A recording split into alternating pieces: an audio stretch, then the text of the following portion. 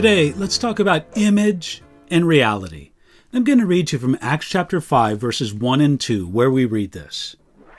But a certain man named Ananias, with Sapphira his wife, sold a possession, and he kept back part of the proceeds, his wife also being aware of it, and brought a certain part and laid it at the apostles' feet.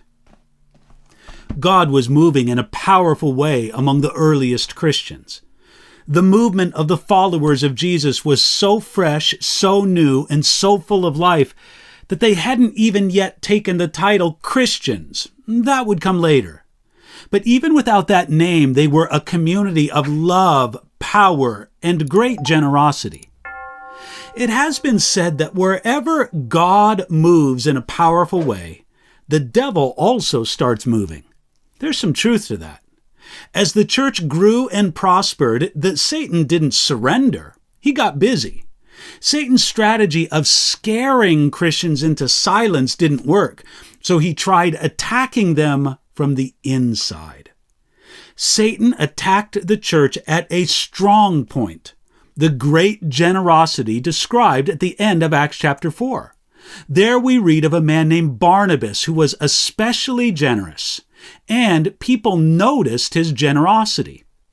So we read of a certain man named Ananias, with Sapphira his wife, who sold a possession.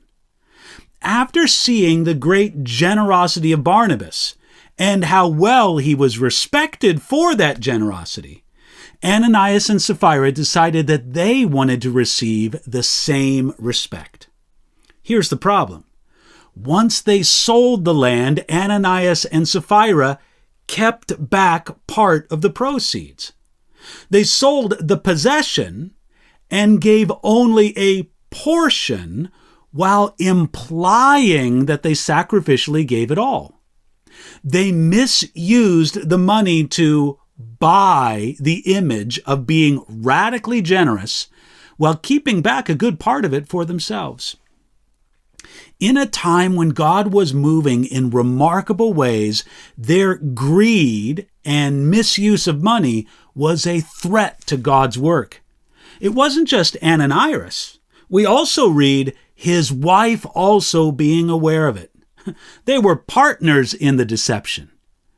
Maybe they originally vowed to sell the land and give all the money to God and told others they would do that.